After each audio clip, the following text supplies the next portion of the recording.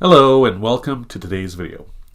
Now today's video is a little bit different, or I'm starting it off a little bit different. I wanted to share with you this little voodoo doll I got from Morbid Cuties at Shine Comic Con a couple years ago.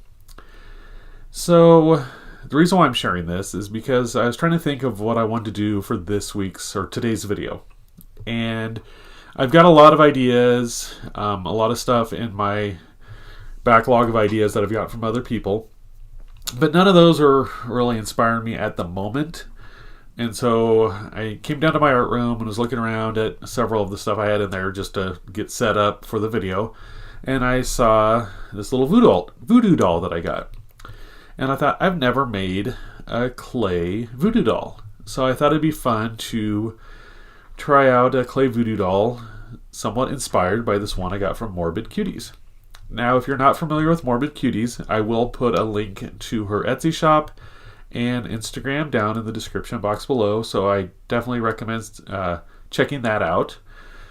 Alright, let's get started on my version of a Polymer Clay voodoo doll.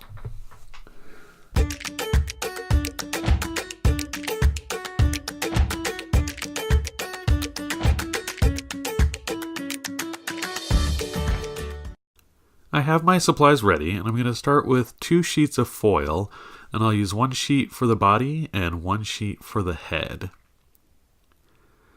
Once I have those smoothed out in the shape that I want, I'll go ahead and start softening up my blue clay that I want to use for the voodoo doll.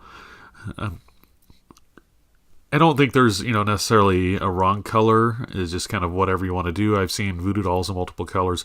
A lot of them, if they want to be traditional, we'll use kind of a light brown to be kind of like a like burlap or something, but I wanted mine to be a little more fun than that. And since it's inspired by the ones by Morbid Cuties, she used a lot of different colors for hers. I actually have a couple different ones, but the green one is what I'm using for my example / inspiration. So once my clay was soft enough, I went ahead and put it around the foil bases for the body and the head, and then I still have to do the arms and the legs. Now this clay is sectioned off into 4 sections when you get a 2-ounce block, and it actually worked out perfect that each section would be enough. One section for the body, one for the head, one section split for both arms, and another section split for both legs. I did trim down a little bit from the arms and added the excess onto the legs since I wanted the legs to be a little bit bulkier than the arms, but it actually worked out kind of a nice formula. So if I decide to do more and I want them to be in this general style, I kind of have a recipe for that. Now that I have my little voodoo doll all sculpted, I'm going to go ahead and add some texture. Like I said, a lot of the ones I've seen, were made kind of like out of a burlap sack, so I wanted him to have a little bit of a texture so he didn't just look like smooth clay. And I used a toothbrush for that. Toothbrushes work great for adding texture to it. It's just one thing is if you switch to a different color, make sure to either use a different toothbrush or clean it really well so you're not transferring that color across. And then the next thing I want to do is add what would appear to be the stitch work on the voodoo doll.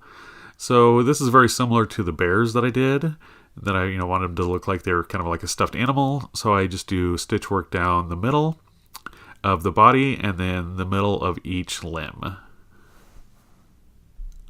When I started this guy, I was unsure on whether I wanted to do the stitch work like this or with pieces of clay representing the stitches. And I decided to go ahead and use this route and do the clay for adding on the button and where his other eye is.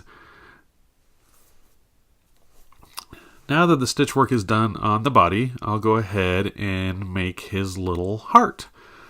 And since Morbid Cuties Voodoo Doll had a little heart on it, I thought it would be cute to do the same or something similar on the one I'm doing. And so I just used a little bit of red clay and then cut out the heart. And then I use this plastic knife tool to take it off of the wax paper that's on my desk. The plastic knife tool has got a very, very thin edge, and so it's really good for taking pieces off that are flat on the wax paper. And then I just added a piece of wire that'll connect between the two, between the body and the head. And that just gives it a little more stability when I put the head on. Now that the head's attached, I'll go ahead and texture it. And although I am doing the texture now, after I add the details, I can go back and add some more if any of it was smoothed off with me handling it. But I just wanted to get the majority of it done now, and then I'll touch it up afterwards. Then I'll go ahead and add the stitch work to the head, and I just wanted to keep it the same as the body and have it go down the middle. And then I'll just go over some of the areas just to get a little more texture onto them and kind of take care of the areas, like I said, that smoothed off with the handling.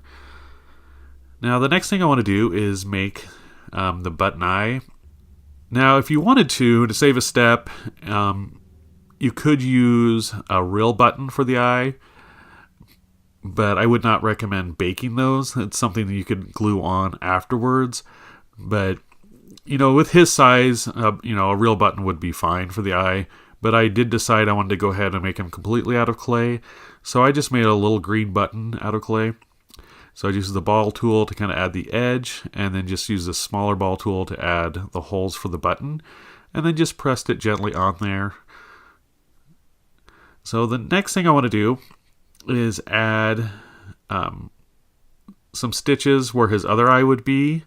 So like I said, I'm only doing one of the eyes as a button eye, and then I just want to do like kind of a cross thing with some black clay to represent little stitches for his other eye.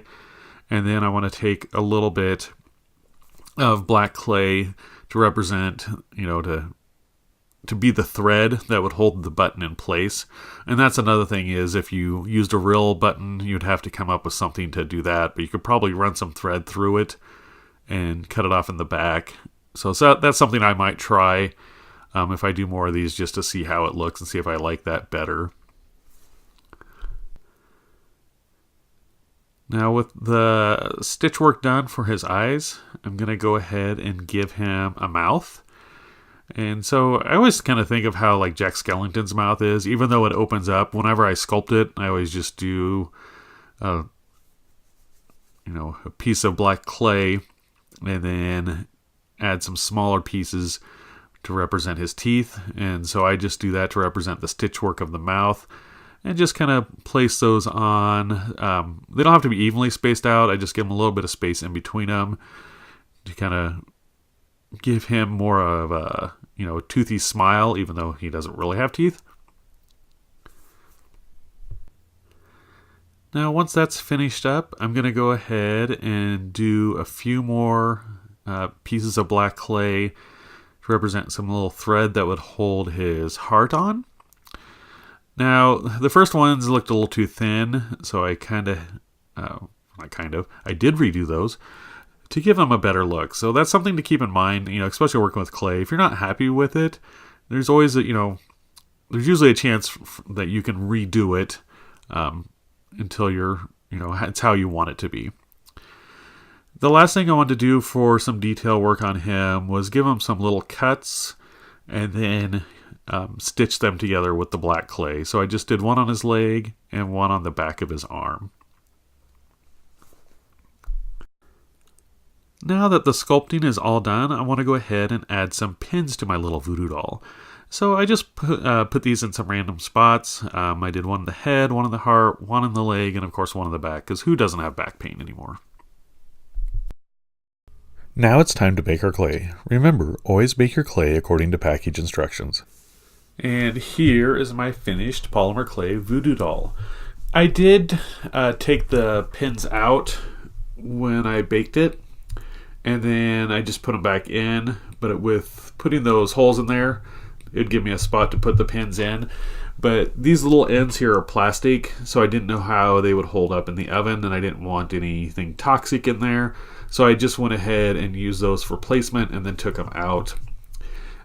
If you do make your own and you're worried about those holes not being big enough, like if they shrink at all during the baking process, you could use just the all metal pins with the flat top on them and use that to bake with, and then pull them out and replace them with something that looks a little bit better. I thought these looked neat. They're very similar to the ones I got in my Morbid Cuties one. So, alright, there is my finished Polymer Clay Voodoo Doll. I hope you enjoyed today's video. If you have ideas for future videos, please leave them in the comments down below.